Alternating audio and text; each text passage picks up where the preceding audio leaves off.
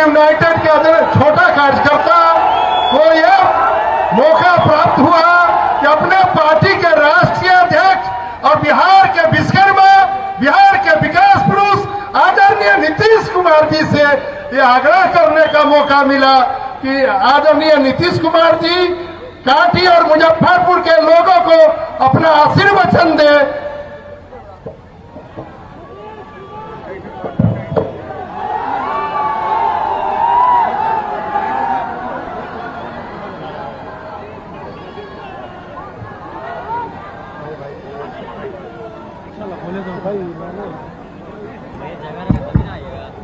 NDA प्रत्याशी engineer Ajit Kumar विधानसभा क्षेत्र कांटी मुजफ्फरपुर आज के चुनावी सभा में उपस्थित माननीय केंद्रीय राज्य मंत्री श्री राजभूषण चौधरी निषाद जी, माननीय सांसद सह जदयू कार्यकारी राष्ट्रीय अध्यक्ष श्री संजय झा जी, माननीय सांसद सीतामढ़ी श्री दिनेश चंद्र ठाकुर जी, भाजपा के प्रदेश अध्यक्ष श्री दिलीप जायसवाल जी, माननीय मंत्री सह एनडीए प्रत्याशी साहेबगंज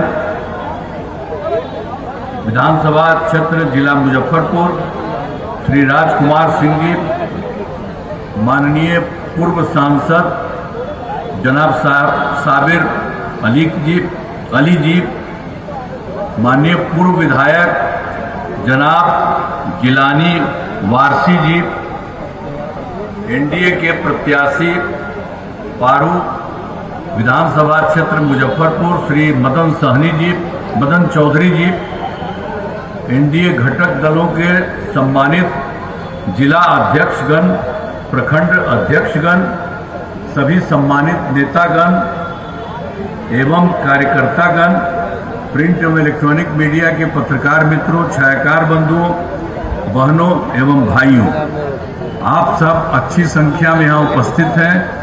मैं आप सबका स्वागत करता हूँ, आप सबका अभिनंदन करता हूँ। अब आप ये जान लीजिए कि आप सब तो जानते हैं कि हम लोगों की सरकार बनी थी 24 नवंबर वर्ष 2005 में।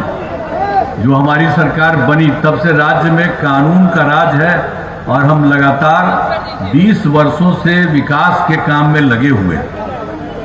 लेकिन याद करिए हम लोगों के पहले वाले की क्या स्थिति थी। याद है ना पहले क्या स्थिति थी? पहले बहुत बुरा हाल था। लोग शाम के बाद घर से बाहर नहीं निकलते थे। अरे याद करिए ना, शाम के बाद जब उस समय रहता था कोई घर से बाहर नहीं निकलते थे। हम तो जब रहते थे बाहर तो हम जब आते थे किसी मिलने के लिए तो उसके घरवा में घुस करके हम मिलते थे। तो ये हालत उन लोगों का था। कैसा काम किया है याद करिए उन लोगों को कि लोगों को शाम के बाद घर से बाहर नहीं निकलते थे। समाज में कितना विवाद होता था, कितना हिंदू मुस्लिम झगड़ा होता था। हिंदू मुस्लिम का झगड़ा होता था, उसको ठीक करने का कोई काम किया? कोई काम नहीं किया। पढ़ाई का क्या हाल था? बहुत कम बच्चे पढ़ते थे, बहुत कम पढ़ाई होती थी, सड़कें बहुत कम थी, जो थी उनका बुरा हाल था, बिजली बहुत कम जगह थी। तो उनके समय में कोई काम नहीं था। और जब उसके बाद हम लोगों को मौका मिला तो हम लोगों ने सबके लिए काम किया। शुरू से ही बिहार के विकास का काम हो रहा। अब किसी प्रकार के डर एवं भय का वातावरण नहीं है। राज्य में प्रेम, भाईचारा एवं शांति का माहौल है। पहले कितना हिंदू मुस्लिम झगड़ा होता था उन लोगों के टाइम में, हम लोगों ने उसी को दूर करने की कोशिश की। इसलिए वर्ष 2006 से ही कब्रिस्तान की घेराबंदी शुरू की गई। बड़े पैमाने पर कब्रिस्तानों की घेराबंदी की जा चुकी है। अब कोई झगड़ा झंझट नहीं होता। अब इसके अलावे भी उसके बाद तो शुरू में ही था, लेकिन बाद में हम देखें कि साहब जो हिंदू मंदिर था उसमें भी बहुत लोग जा करके रात में गड़बड़ करता था। तो हम लोगों ने 2016 में 60 वर्ष से पुराने हिंदू मंदिरों की घेराबंदी की गई, अब जिससे चोरी आदि की घटनाएं नहीं होती। अब कोई गड़बड़ नहीं होता था, पहले खूब गड़बड़ था। और सर्वप्रथम शिक्षा एवं स्वास्थ्य के क्षेत्र में विशेष ध्यान दिया गया। हम लोगों ने बड़ी संख्या में नए स्कूल खोले और नियोजित शिक्षकों की बहाली की। शिक्षा को बढ़ावा देने हेतु लड़के लड़कियों के लिए पोशाक एवं साइकिल योजना चलाई। हाल ही में बिहार लोक सेवा आयोग, अब उसके बाद जो पहले वो लोग कह रहा था, हमने कहा नहीं आप ही लोग अपना कर लीजिए, वहां हो गया था। तो अभी इधर में हाल ही में बिहार लोक सेवा आयोग द्वारा हम लोगों ने 2,58,000 सरकारी शिक्षकों की बहाली की।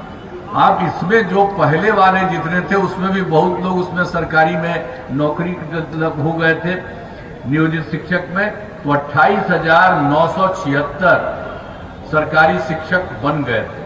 तो बाद में हमने कहा कि भाई इन लोगों को कोई जरूरत नहीं बिहार लोक सेवा आयोग में जाएगा, अभी थोड़े दिनों के लिए हुआ है। तो हमने कहा कि नहीं, इन लोगों के लिए अलग से हम मामूली सी परीक्षा कर देंगे।